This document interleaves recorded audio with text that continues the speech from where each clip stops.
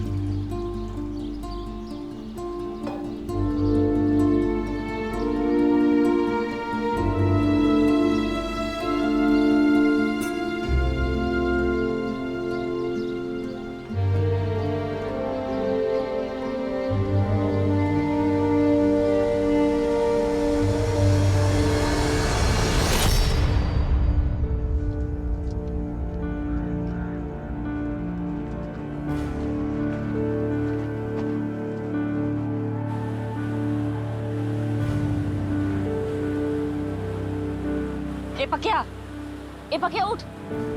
क्या रोज रोज उठाना पड़ता है तेरे को? चल ठेला खोल, जल्दी कर।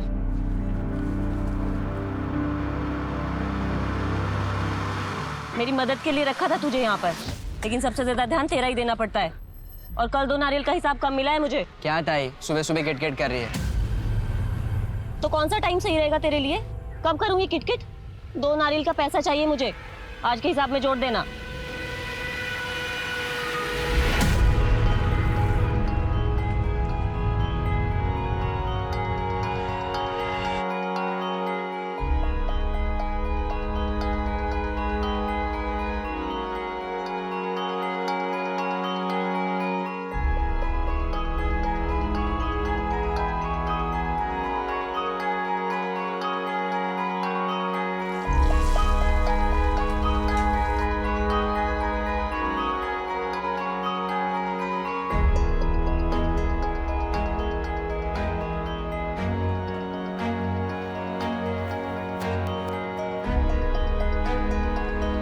संदीप बेटा उठ, उठ ना, 8 बजने वाले हैं, स्कूल जाना है ना।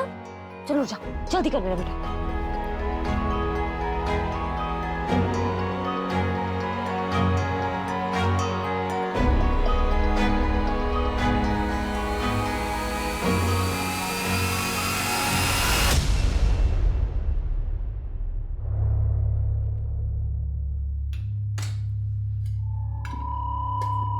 संदीप ले तेरा टिफिन, जल्दी जा। हाँ बाय बाय।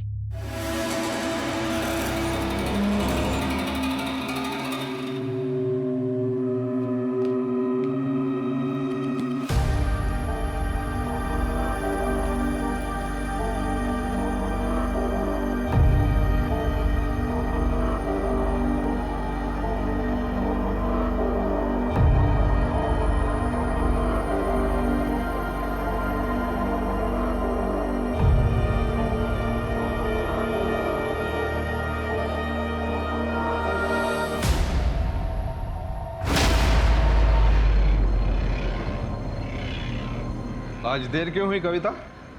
1 मिनट की भी देरी से कितना नुकसान होता है पता है तुम्हें? कुछ पड़ी ही नहीं औरतों को।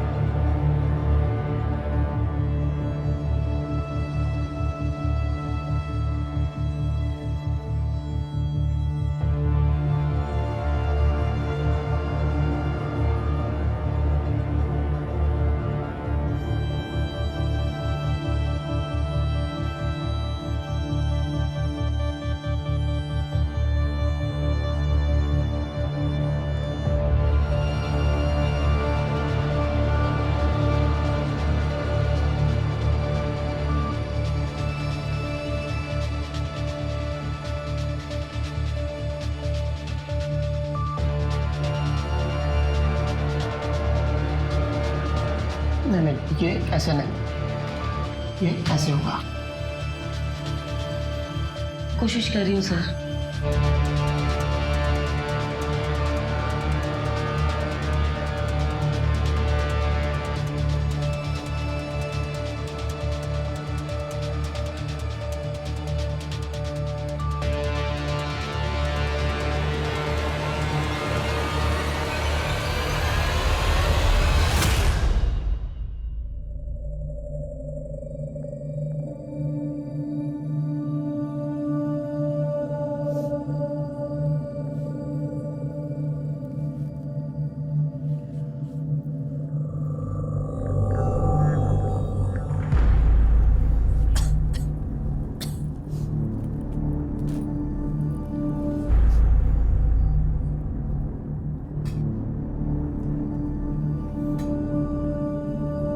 तो वो मैं सोच रही थी कि घर के लिए एक छोटी सी पूजा रखवा लेते हैं। नमक कितना डाला है तूने दाल में, और क्यों करवानी है पूजा?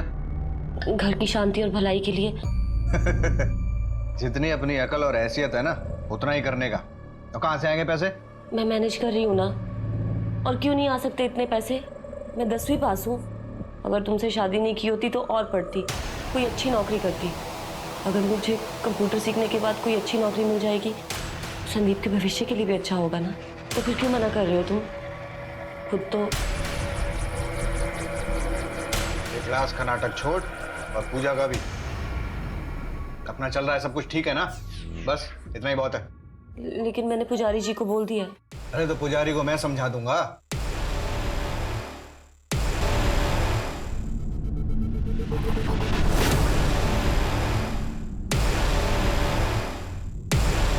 पंडित, पुजारी कहाँ है?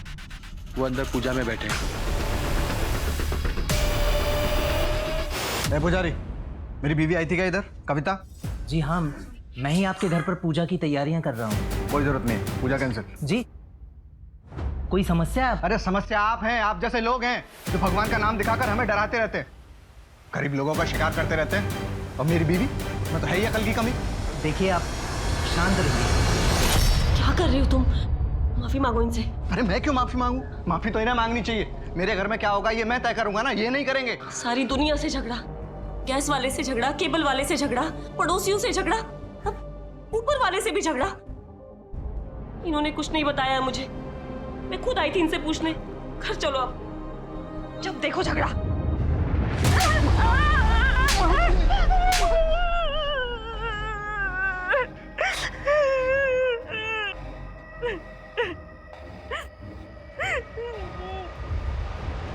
सॉरी। देख, बोला ना सॉरी। तू समझ ना, सॉरी।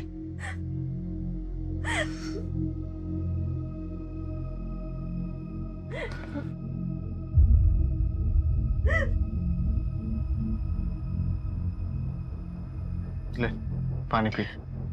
कितनी बार सॉरी बोलेगा? सब ठीक हो जाएगा, सब ठीक हो जाएगा।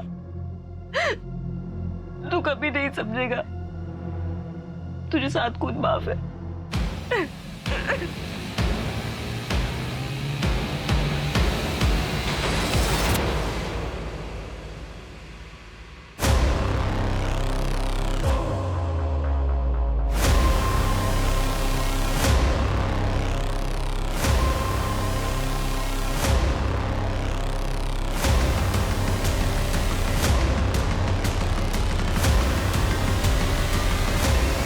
तू क्या समझेगी?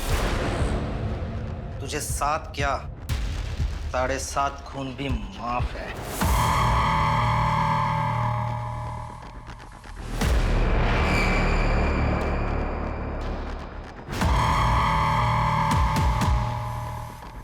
अबे जल्दी कर, जल्दी, मरनी नहीं चाहिए।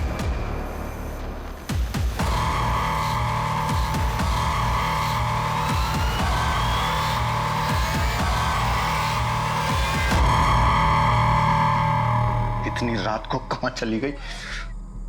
आने दे उसको, तब बताता हूं। तू मुझे क्या घूर रहा है? चल काम कर।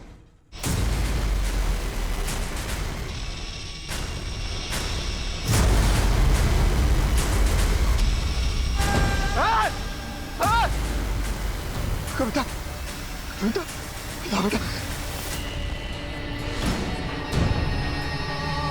कविता अरे बाबा माँ को क्या हो गया? माँ कोई एम्बुलेंस बुलाए। Hello, police station? क्या बताइए। हाँ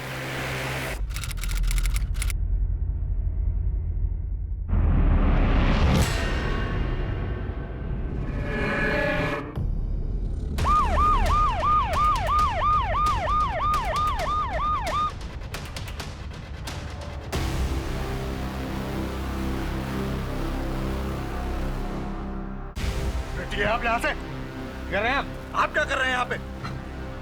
5 घंटा हो गया साहब, 5 घंटे तक पुलिस नहीं आई थी। मेरी बीवी ने मेरे सामने दम तोड़ा।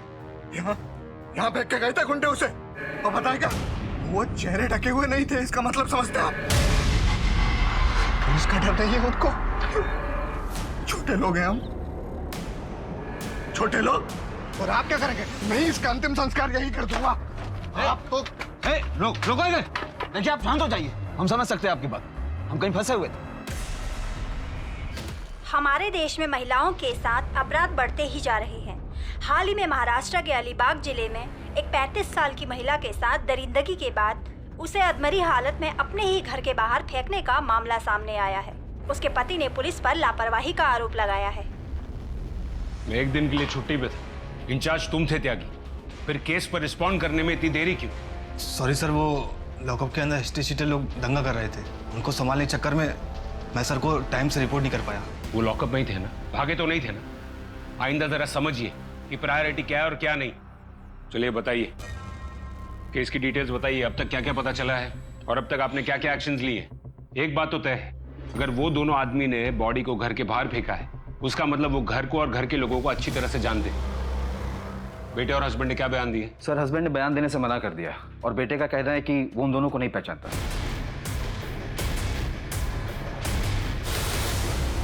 सर उसने बताया कि टेम्पो का रंग सफेद था, दोनों आदमी सांवले और मीडियम हाइट के थे। टेम्पो का नंबर उसे याद नहीं है सर। मैंने ट्रांसपोर्ट डिपार्टमेंट से इन्फॉर्मेशन मांगी है सर, नाकाबंदी भी करवा दी मैंने। सर बॉडी को पोस्टमार्टम के लिए पहुंचा दिया गया है। मोबाइल रिकॉर्ड्स और जीपीएस लोकेशन रिपोर्ट्स कल तक आ जाएंगे। इस केस पर जल्द से जल्द रिजल्ट्स चाहिए। जी सर। और एक बात सर, हस्बैंड ने कुछ जाति भेद का आरोप लगाया है। छोटे लोग हैं हम, छोटे लोग। पूछताछ में पता चला कि काफी सिरफिरा किस्म का आदमी है, पत्नी को मारता था, सबसे झगड़ा मोल लेता था। मानती नहीं। और कुछ दिन पहले तो एक मंदिर के पुजारी का खुलेआम अपमान भी किया था उसने। कोई समस्या है आपको? अरे समस्या आप हैं, आप जैसे लोग हैं जो भगवान का नाम दिखाकर हमें डराते रहते हैं। सर कहीं ऐसा तो नहीं कि पति के व्यवहार की वजह से उसे सबक सिखाने के लिए अपराध किया गया हो? लेकिन इस केस में एक और सवाल कि कविता के साथ इतनी बेरहमी क्यों?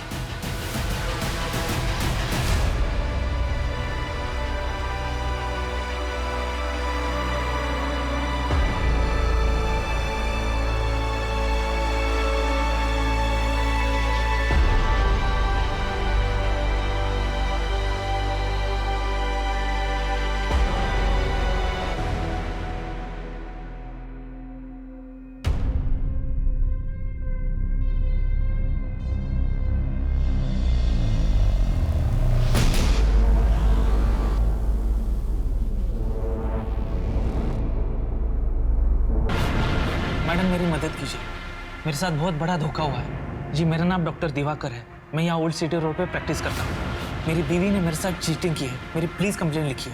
चीटिंग? क्या मतलब? जी मेरी बीवी डॉक्टर कामिनी मेरे 25 लाख और जेवरात लेके गायब हो गई। सर पोस्टमार्टम में गैंग रेप कंफर्म हुआ है, लिखा है कि 4 से 5 लोग। और एक बात है सर, रेप के बाद लोहे के हथियार से इंटरनल पार्ट को डैमेज किया गया है। मौत का कारण इंटरनल ब्लीडिंग है सर।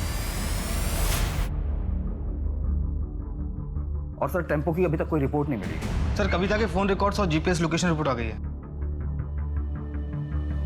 ये लगभग उसके रोजमर्रा के रूटीन से मैच तो कर रहा है। बस ये एक 14 तारीख का दिन है, उस दिन पैटर्न थोड़ा अलग। ये देखो 2 बजे के करीब काम से निकलने के बाद और क्लास से पहले वो यहाँ शिवाड़े नगर गई। आलोक पता करो कि वो वहाँ क्यों गई थी और किससे मिलने गई। Okay sir. और सर ये देखिए 14 तारीख को रात को 9:30 बजे कविता वापस पापड़ फैक्ट्री गई थी। लेकिन वो तो वहाँ शाम 5 बजे तक ही काम करती है ना? हाँ सर, यही इन्फॉर्मेशन मिली अभी तक। तो उस दिन अचानक ऐसा क्या हुआ कि उसको वापस जाना पड़ा?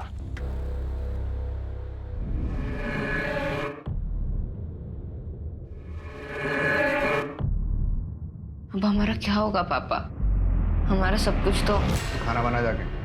मुझे नहीं आता पापा। नहीं आता तो सीख ले, क्योंकि इसके अलावा कोई उपाय है नहीं। और हाँ, वो पकिया को बोल पैसे दे के जाए।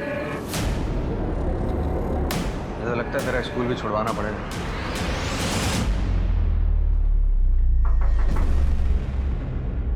देखिए, मैं समझता हूं कि आप लोग परेशान होंगे, लेकिन आप लोगों से बात करनी जरूरी है।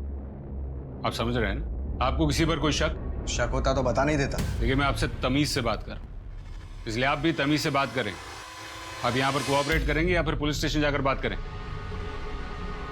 आपकी बीवी के जीपीएस रिकॉर्ड के मुताबिक उस दिन रात को वो घर आई और फिर से रात को घर से निकली और काम पर गई। काम पर? नहीं सर, कविता तो घर पे ही थी। वो तो संदीप फोन लेके गया था रात को 9 बजे। मतलब ये कि हमारे पास एक ही फोन है और वो फोन रात को 9 बजे संदीप लेके गया था बाहर। बोल रहा था दोस्तों से बात करनी। संदीप, कब तक आएगा बेटा? माँ मैं आ जाऊंगा ना, अब बच्चा नहीं रहा मैं। ये क्या हो गया तुझे? ए संदीप! उसके बाद मैं 10:30 बजे तक सो गया और तब तक तो कविता घर पे ही थी। फिर संदीप ने मुझे 12:30 बजे जगाया। पापा, पापा, मम्मी घर पर नहीं है। कहाँ चली गई? हमने थोड़ा वेट किया, उसके बाद मैं उसको ढूंढने बाहर निकल गया, लेकिन फिर वो मिली नहीं। मैं वापस लौट आया। उसके बाद तो आपको सब पता ही। और फिर 2:30 बजे के करीब बॉडी घर के बाहर फेंकी गई। अब सवाल ये है कि संदीप, उस रात तुम अपने माँ के काम करने की जगह पर क्या कर रहे थे? और वो भी तब जब वो घर पर ही थी। सच बोलना बेटा।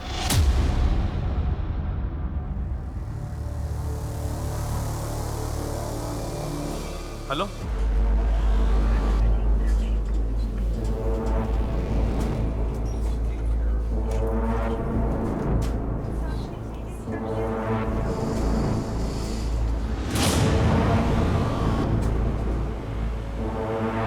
मुझे यहाँ क्यों लाया गया है और मैं यहाँ कैसे? कामिनी, ये नाटक करना बंद करो। ये आदमी कौन है और इतना चिल्ला क्यों रहा है? आप इन्हें नहीं जानते?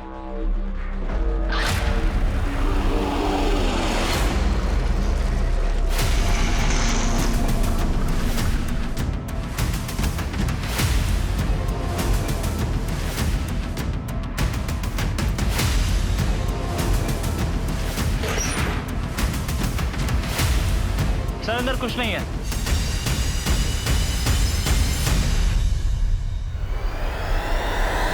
कोई क्यों नहीं रहा? बताना। मैं फिर से पूछ रहा हूँ बेटा, तुम उस रात वहां क्या कर रहे थे? देखो, टैलेंट तो इंडिया में भरा पड़ा है, लेकिन अगर इस इंडस्ट्री में आगे बढ़ना है तो बंदे को सिर्फ टैलेंटेड नहीं, स्मार्ट भी होना चाहिए। तेरी माँ को लगने लगा है कि जो चाहे वो कर सकती है। कंप्यूटर करना है उसे, सब जानता हूँ। छोड़ने वाली है हम दोनों को। एक नया पति और उसके साथ एक नया बेटा, ये सब चाहिए उसको। पापा आप ये क्या कह रहे हैं? तब कुछ पता है तुझे? कैरेक्टरलेस हो गई है तेरी माँ। नहीं तो पता इतने पैसे कहाँ से आ रहे हैं? पापड़ी बेल रही है या कुछ और कर रही है?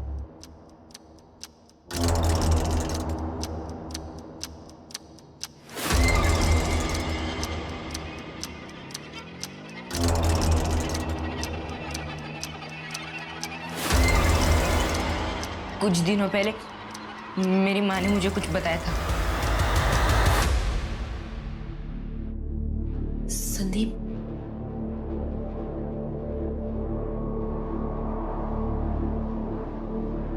बेटा मुझे हफ्ते में 2 दिन नाइट शिफ्ट करना पड़ेगा। कंप्यूटर क्लास के पैसे भी देने हैं। तेरा भी तो ट्यूशन का फीस बढ़ गया है ना। घर के भी कितने खर्चे हैं बेटा। रात को जब तेरे पापा सो जाएंगे तो मैं निकल जाऊंगी। तू अपने पापा से कुछ कहेगा तो नहीं? कराई शपथ। रात को वापस क्यों जाना है? बेटा बोला ना नाइट शिफ्ट है, ठीक है?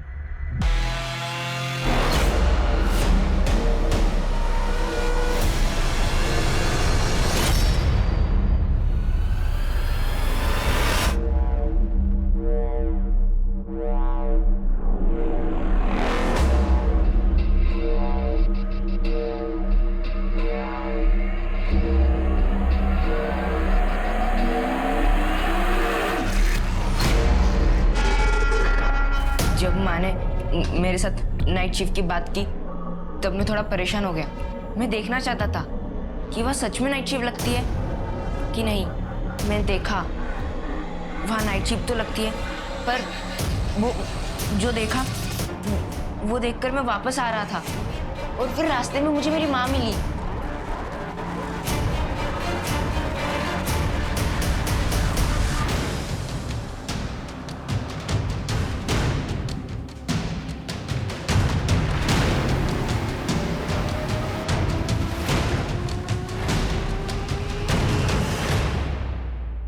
दिवाकर?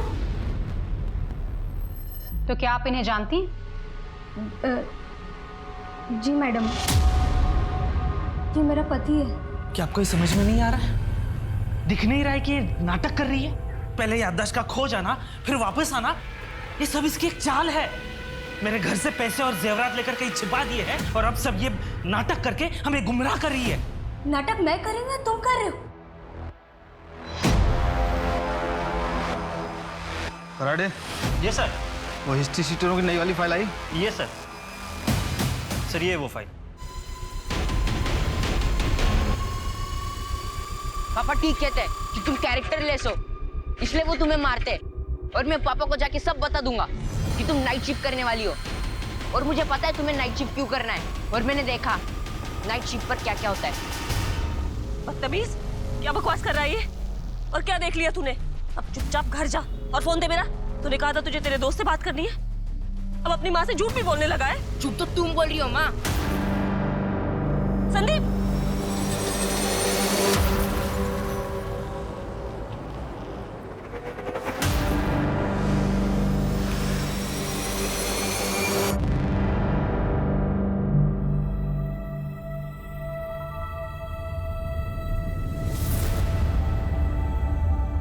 हो पापा? याद रखना कविता, जिंदगी में सबसे बड़ी चीज है सम्मान। उसके बिना कुछ भी नहीं है। और उससे भी बड़ी चीज है आत्मसम्मान। उसे कभी मत खो देना। किसी के सामने हाथ मत फैलाओ। हमेशा कड़ी मेहनत करो और अपनी खुददारी बनाए रखो। कर तो रही हूँ सब कुछ बाबा, लेकिन फिर भी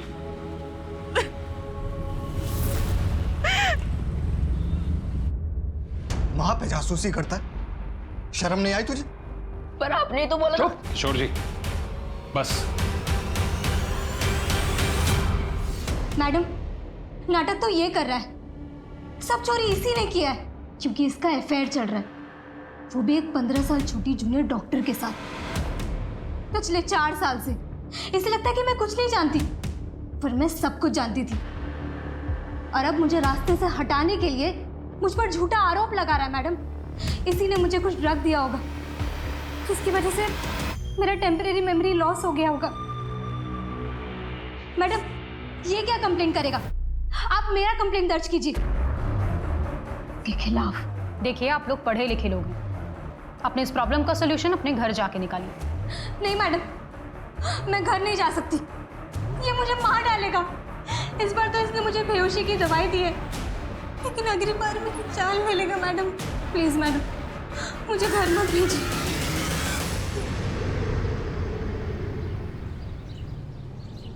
बाबा चाय।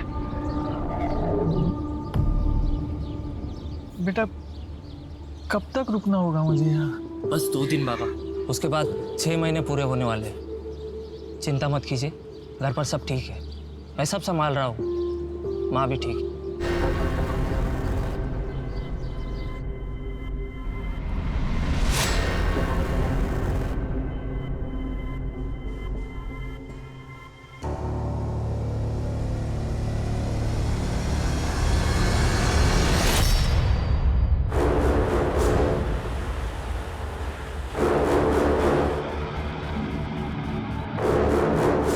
पापा पैसे मांग रहे, 4 दिन से तो तू आए नहीं पैसे देने। पैसे नहीं देने वाला मैं, पापा को बुला के बात करेगा मुझसे। तुझे क्या है बे? मुझे पैसे देना। क्या हुआ? पैसे दे, तू पहले पैसे दे। दयानंद घोड़े, अपने आप को पापड़ किंग कहते हो ना? सर, छोटा सा बिजनेस है। देव की सालस कर, 14 तारीख की रात को, जिस रात को कविता का रेप हुआ था,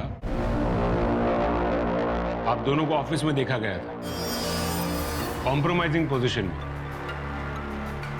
सर ऐसा कुछ भी नहीं है। और किसने बोला आपको? हमें लगा आप कविता के बारे में कुछ पूछना चाहते हैं, इसलिए हम यहाँ आए। और ये सब क्या है? और क्या प्रूफ है आपके पास? अपराधियों को ढूंढने के बजाय आप हमें देख रहे हैं। आपको पता नहीं सर, इस अपराध के कारण मेरा बिजनेस कितना लॉस में जा रहा है। इलाके की औरतों ने काम पर आना बंद कर दिया है और उधर ऑर्डर पे ऑर्डर ले रखा। आप दोनों वहां थे या नहीं? हाँ या ना? और कविता उस रात वहां आई थी या नहीं? कराड़े, इन दोनों को लॉकअप में डालो, याददाश्त ताजा हो जाएगी। साहब हमने कुछ नहीं किया साहब रात को तो पता नहीं, लेकिन दिन में मिली थी साहब वो काम पे। साहब वो सभी औरतों से किसी दिमाग के डॉक्टर के बारे में पूछ रही थी, 1 हफ्ते से पूछ रही थी साहब।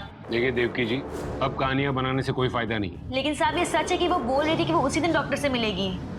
वो दिमाग के डॉक्टर से मिली होगी, पूछा भी होगा, लेकिन हम आपसे ये पूछ रहे हैं कि 14 तारीख की रात को क्या हुआ था। अगर सच सच बोलना है तो बात करते हैं, वरना कराड़े। सर मैं इज्जतदार आदमी हूँ सर ऐसा मत कीजिए सर। सर क्या आपको लगता है कि इन दोनों की वजह से?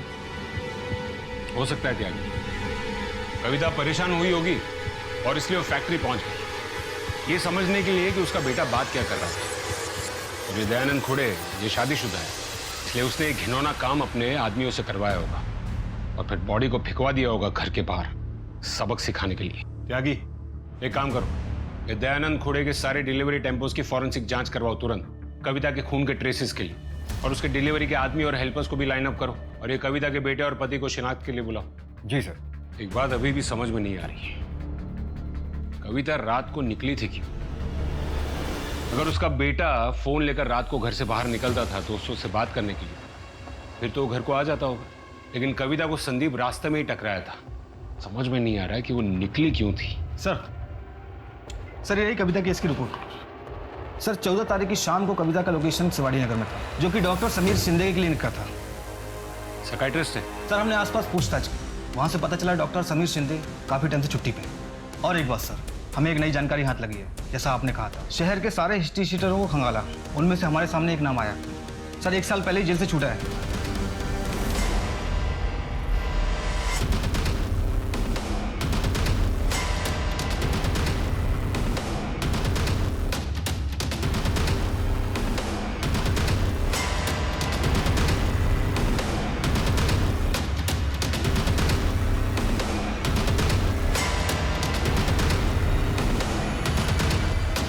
ये साहब मेरे को क्यों पकड़ के लेके आए? अब 1 साल पहले तू जेल से छूटा ना, चेन स्नैचिंग, पॉकेट मारी, लंबी लिस्ट है तेरी। और इस बार तो तू बाहर ग्रेजुएट बन के आया, रेप और मर्डर भी करने लगा। हाँ, बड़े दोस्त बनाए कि नहीं? नहीं साहब, मेरे को कुछ नहीं पता।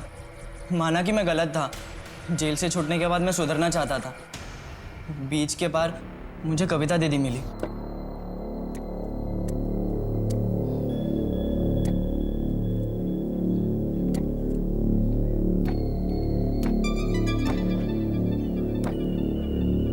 क्या देख रहा है?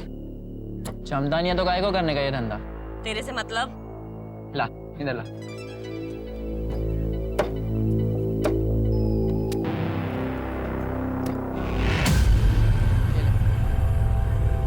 दिखता इतना सा है, पर क्या फटाफट काटा। मेरे को सिखाएगा? मेरे यहाँ काम करेगा? मेरे को क्या मिलेगा? इनाम मिलेगा एक दिन, बहुत बड़ा। दीदी बहुत अच्छी थी, उन्होंने मेरा काम देखकर मुझे अपना ठेला बेच दिया। उसने तुझे ठेला बेचा या तूने उसको अपने जेल के दोस्तों को बेच दिया? चल बता, क्या हुआ था उस दिन रात को? साहब मैं सच कह रहा हूँ, मैंने कुछ नहीं किया। किसकी कसम खाओ साहब, कविता दीदी ने मुझे सच में अपना ठेला 11 रुपए में बेच दिया था। 11 रुपए? मजाक लग रहा है तेरे को? इस बार तो तू लंबा अंदर जाएगा बेटा। उसको अंदर डालो। साहब मैं सच कह रहा हूँ साहब। कुछ समझ में नहीं आ रहा त्यागी। एक तरफ ये कविता का बेटा ये कह रहा है कि कविता ज्यादा पैसा कमाना चाहती है, नाइट शिफ्ट भी करना चाहती है, और एक तरफ ये पक्के, अगर ये सच कह रहा है तो 11 रुपए में ठेला बेच दिया। ये कविता आखिर करना क्या चाहती थी, और वो रात को घर से निकली क्यों?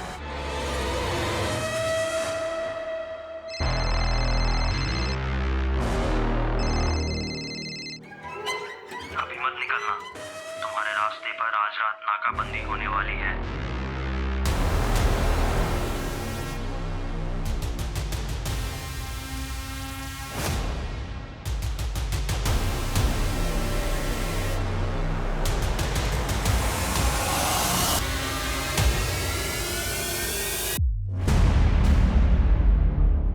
अंतिम संस्कार के लिए अपनी पत्नी की बॉडी ले जा सकते।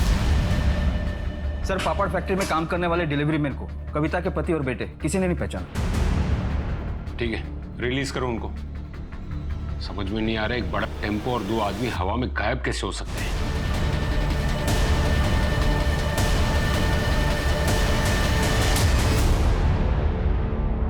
देखो कामिनी, क्यों ना हम ये सब कुछ भुलाकर एक नई शुरुआत करते हैं। मुझे तलाक चाहिए। इस बात को हम दोनों जानते हैं कि वो पैसे तुमने लिए हैं। कम से कम उसमें से मुझे आधा तो दे दो। मैं नहीं जानती कि तुम किस पैसे के बारे में बात कर रहे। प्लीज ये घर छोड़ के चले जाओ और उस औरत के साथ ही रहना। सर, वो डॉक्टर जिसे कविता मिलने गई थी, डॉक्टर समीर, उसके क्लिनिक से फोन आया था।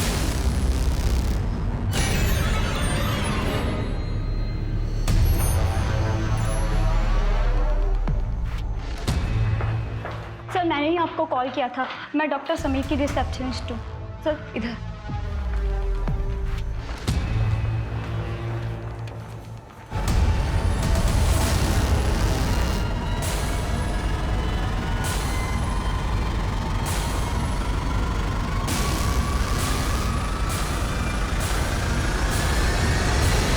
इनका कॉल आया था 14 तारीख को। इन्होंने कहा इनको अचानक से गांव जाना होगा तो इनके सारे अपॉइंटमेंट कैंसिल कर दूं।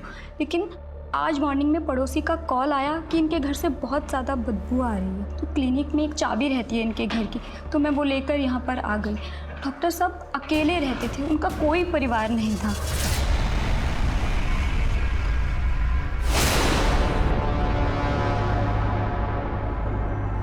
सर अंदर ये मिला है। सिर्फ एक टुकड़ा यहाँ पर। इस टुकड़े से तो लगता है कि ये किसी औरत की साड़ी का या दुपट्टे का होगा। इसको एविडेंस बैग में डालो और ब्लड टाइप मैच करो और कविता की फैमिली से इसकी शिनाख्त करो। वैसे भी त्यागी, ये क्राइम सीन लग नहीं रहा है। कविता के गुनहगार तो 4-5 आदमी थे। यहाँ पर ऐसे कोई स्ट्रगल के निशान भी नहीं दिख रहे। तो एक काम करो, पड़ोसियों से पूछताछ करो और घर के बाहर CCTV कैमरा भी है। 14 तारीख की फुटेज निकलवाओ।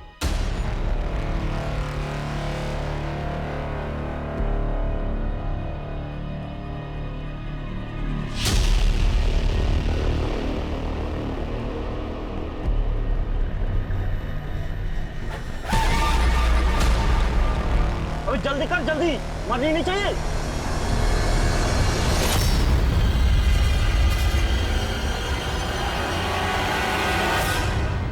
डॉक्टर साहब, आजकल मुझे नींद नहीं आती।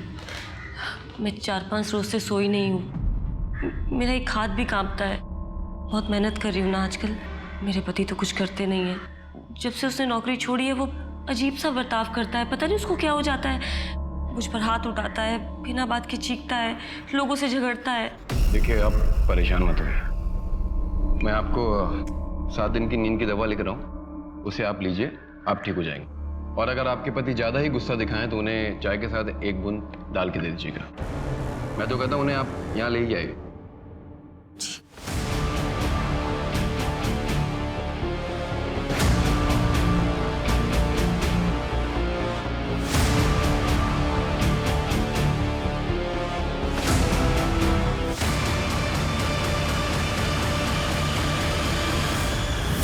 मेरे बेटे ने मुझे धोखा दिया, मेरा पैसा लेके भाग गया।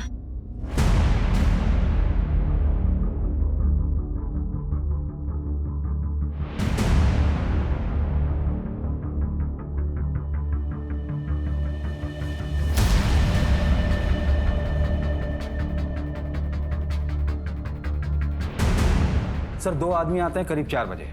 घंटी बजाते हैं, डॉक्टर समीर दरवाजा खोलते हैं और 5 मिनट बाद वहां से निकल जाते हैं। सर, फॉरेंसिक ने कंफर्म किया है कि कपड़े के टुकड़े पर लगा खून कविता का ही है और उसके बेटे ने भी यही बात बताई कि कविता उस दिन वही साड़ी पहन कर गई थी। कपड़े का टुकड़ा साड़ी से मैच करता है सर। 4 बजे? इसका मतलब है बॉडी को घर के बाहर फेंकने के बाद। तो फिर वो टुकड़ा वहां कैसे? अब तक की इन्फॉर्मेशन के मुताबिक कुछ ऐसा हुआ होगा।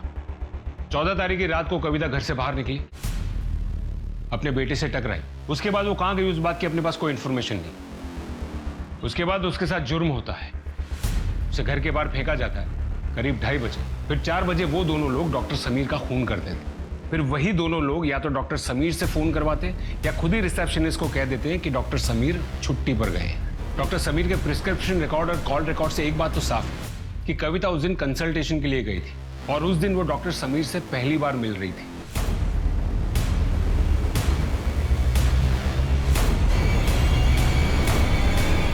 फुटेज में गाड़ी का नंबर क्लियरली दिख रहा है, गाड़ी इसी शहर की है। त्यागी, अगर ये दोनों अब तक नहीं पकड़े गए इसका मतलब इन दोनों ने अब तक बॉर्डर क्रॉस नहीं की। मुझे ये दोनों जेल में चाहिए आज के आज। जी सर। हेलो, संदीप और किशोर पर कड़ी नजर रखना, नहीं तुम वहां से हिलना नहीं, ठीक है?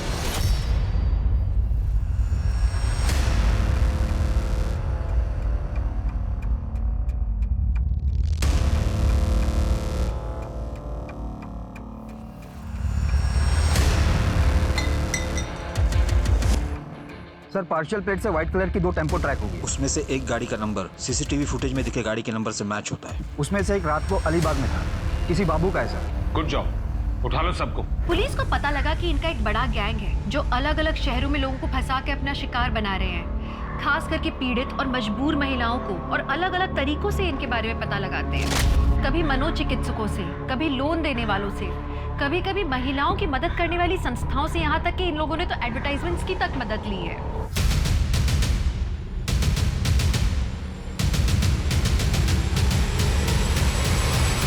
सबसे पहले तो तू ये बता कि रेप और मर्डर करके इतने दिन हमसे बच के तू गायब कैसे रहा? इस प्लान में और कौन कौन शामिल था तेरे साथ?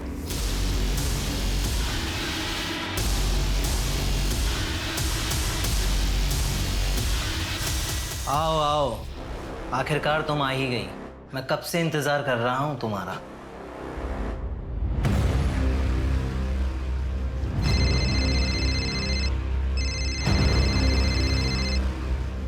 हेलो,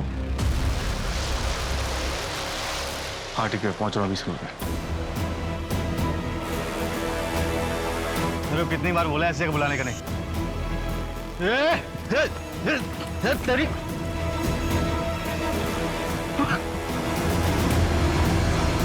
शर्म आती तुम्हें अपना ऑफिसर कहते हुए? तुम्हारे जैसे चंद लोगों की वजह से पूरा पुलिस डिपार्टमेंट बदनाम है। कौन है वो लोग जिन्हें तुम बचाने की कोशिश कर रहे हो? सर, मुझे नहीं मालूम कि ये रेप और मर्डर किसने किए। मैं तो कुछ पैसे के लिए बस इन्हें इन्फॉर्मेशन देता था, बस यही कि हमारी नाकाबंदी कहाँ लगने वाली है।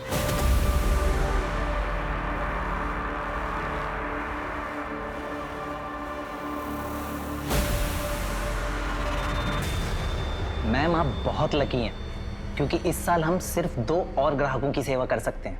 ये देखिए, एक्सक्लूसिव प्रोडक्ट है और हर्बल भी। आप चाहें तो 1 वीक का फ्री ट्रायल ले सकती हैं। मैम, आप बहुत सुंदर हैं। कविता तो पैसे वाली नहीं थी। सर, हमारे बॉस को कविता बहुत पसंद थी, वो उसे पाना चाहते थे, लेकिन सर वो कभी किसी के साथ ज़बरदस्ती नहीं करते, बल्कि औरतों को इतना मजबूर कर देते हैं कि वो खुद ब खुद उनके पास आती हैं। अलीबाग में हम लोग 1.5 साल पहले शिफ्ट हुए। दरअसल नासिक में मामला ज़्यादा गर्म हो गया था, इसलिए यहाँ ज़्यादा कुछ कर नहीं रहे, बस कुछ मजबूर औरतों का सेक्स रैकेट चला रहे हैं। क्या नाम है तेरे बॉस का? सर,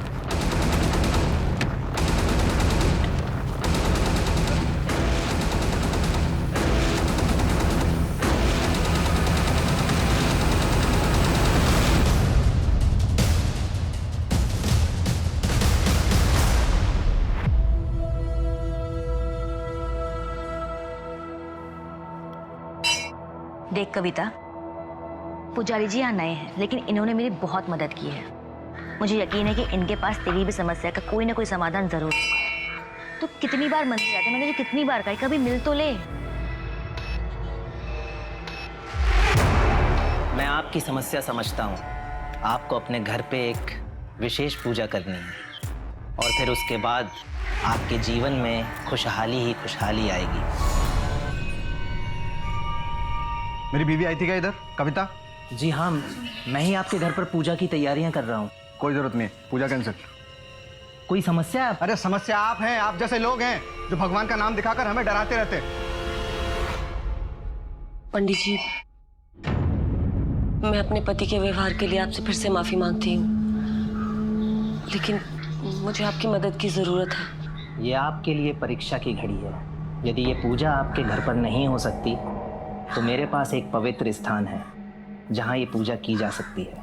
14 तारीख की रात, जो कि एक शुभ मुहूर्त है, तब ये पूजा की जा सकती है। जी पंडित जी, मैं आऊँगी। उस वक्त मेरे पति और मेरा बेटा सो रहे होंगे। मैं ज़रूर आऊँगी। और आपकी दक्षिणा? जो आपकी खुशी हो, लेकिन अधिक प्राप्ति के लिए आपको एक बलिदान देना होगा। एक ऐसी चीज़ जो आपके जीवन में कुछ मोल रखती हो, उसे आपको 11 रुपए के लिए बेचना होगा। जी।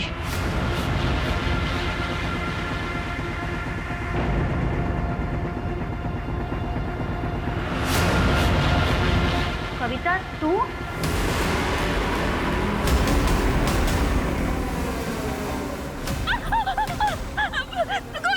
बचाओ! प्लीज!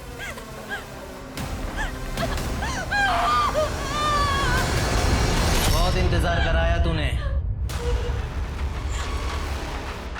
देख,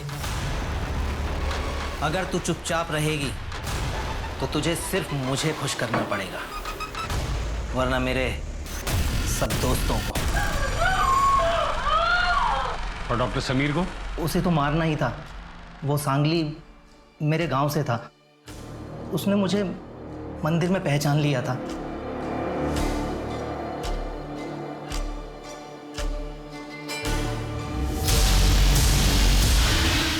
अरे विजय, जी आपको कोई गलतफहमी हुई है।